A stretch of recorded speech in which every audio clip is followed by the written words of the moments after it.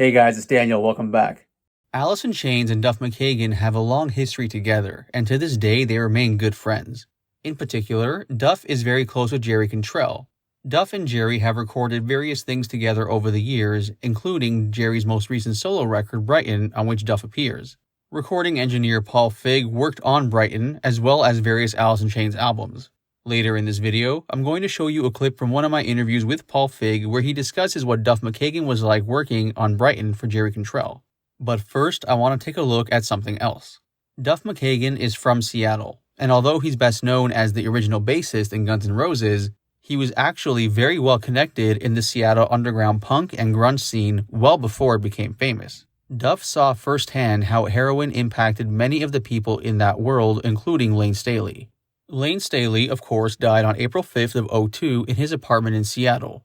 It's well documented that during the last years of Layne's life, he lived in almost total isolation within that apartment, rarely letting anybody inside at all. According to Duff McKagan, he and Mark Lanegan once tried to visit Layne during these last years at his apartment to talk to him. Quote, "The apartment he had was not far from my house in Seattle. He lived probably 12 blocks away. Back in 2001 or so, Mark Lanegan and I were going to go up to his apartment and try to talk to him. I think Mark tried and wanted me to go up. I didn't though. It wouldn't have done any good." End quote. Sadly, LAYNE STALEY and Mark Lanegan aren't the only tragic grunge singers Duff McKagan had ties to. Duff McKagan, famously, is also one of the last people to have had a conversation with Kurt Cobain before his death. Duff McKagan and Kurt Cobain just so happened to be on the same airplane going from Los Angeles to Seattle. More on that later. Going back to LAYNE STALEY for now, when Alice in Chains eventually reformed after his death, there were some people who felt the band shouldn't continue under the same name, as for some people, there is no Alice in Chains without LAYNE STALEY.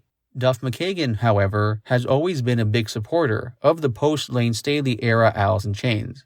Prior to the release of Alice in Chains' third post-LAYNE STALEY album, Rainier Fog, Duff McKagan made the following statement, quote, "To watch Jerry Cantrell, Sean Kinney, and Mike Inez gather themselves along with the brilliant William DuVall was, to me, like watching Rocky in 1976 as a 12-year-old.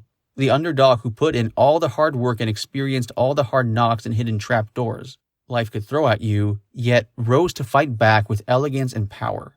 Only they knew what they had at first, but with the release of 2009's comeback record Black Gives Way to Blue debuting at number 5 on the Billboard 200, and spawning 2 #1 singles and 2 Grammy nominations, the band remained at the very top of their game. The whole rock and roll world seemed to rejoice at once. This was our Rocky story." End quote. Now, as mentioned, Duff McKagan is from Seattle, and witnessed much of the heroin problems facing the music scene and the city in general firsthand. The following is a quote from Duff McKagan where he discusses the subject. This is from Grunge is Dead. Quote, "Sometime in 1982, as the music scene became bigger and a recession hit Seattle, we all noticed a huge influx of heroin and pills. Addiction suddenly skyrocketed within my circle of friends, and death by overdose became almost commonplace. I witnessed my first overdose when I was 18. I saw the love of my life wither away because of smack, and one of my best friends imploded because of it. By the time I was 23, 2 of my best friends had died from heroin. In Seattle, heroin was fast becoming a staple in pretty much everyone's diet, not just musicians. Up until 1982, I had heard about heroin, but rarely saw it. Then, suddenly, I began to see a lot of older kids starting to use heroin openly. As more and more of my contemporaries lost their jobs, smack spread quickly. It would be everywhere by 1983.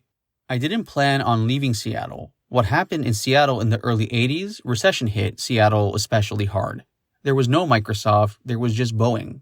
Boeing was going through some problems in the 70s. They were threatening closing down, and there were billboards around Seattle. Would the last person who leaves Seattle please turn the light out? Basically, Seattle was going to shut down. And it almost did in the early 80s. You'd go downtown and I swear it would be like newspapers blowing down the street. Pretty desolate. And heroin started to creep its way into the scene. It became epidemic by 83. There was pretty much no place to play except for rented rehearsal places. If you were 21 and over, I guess there was, but it wasn't supported by the punk rock scene because everybody was underage. That's when I bailed, in August of 84. In general, in the late 80s and early 90s, there was a lot of heroin around. There were a lot of drugs and alcohol infiltrated into bands.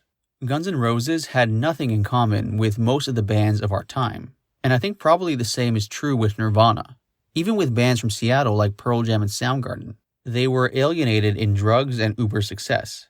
Guns was a band that did stuff on their own terms, and so did Nirvana. There was probably an awful lot more in common than dis in common. I never saw it as any different.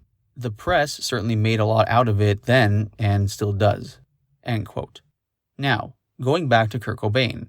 As mentioned, Duff and Kurt were on the same flight from LA to Seattle just a few days before Kurt's death. Duff once recalled that on that flight, him and Kurt were, quote, talking about what it feels like to be going back home.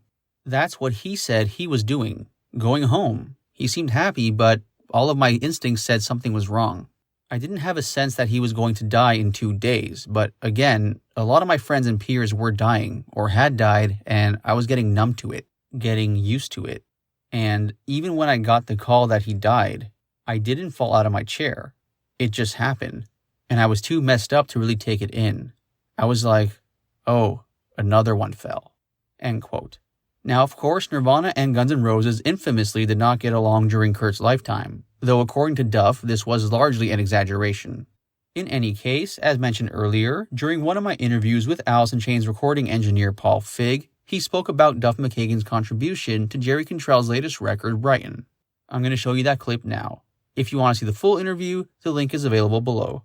All the interviews on my channel are arranged by myself. If you want to support, the best way is to subscribe, like, and share. Having worked with Duff McKagan, what do you think of him as a bass player?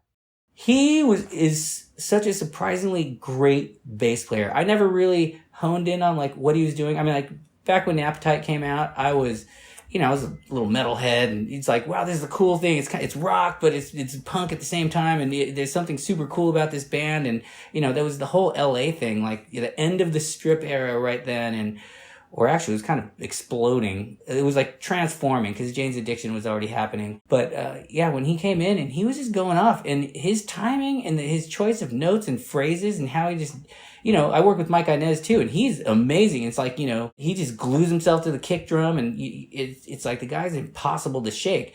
And Duff just comes in like he doesn't know, oh, hey, yeah, I listened to it for a little bit earlier today, and he just comes in and throws it down. And you're like, okay, it's pretty legit. That's awesome. So what was it like working with Duff on Jerry Cantrell's record, Brighton?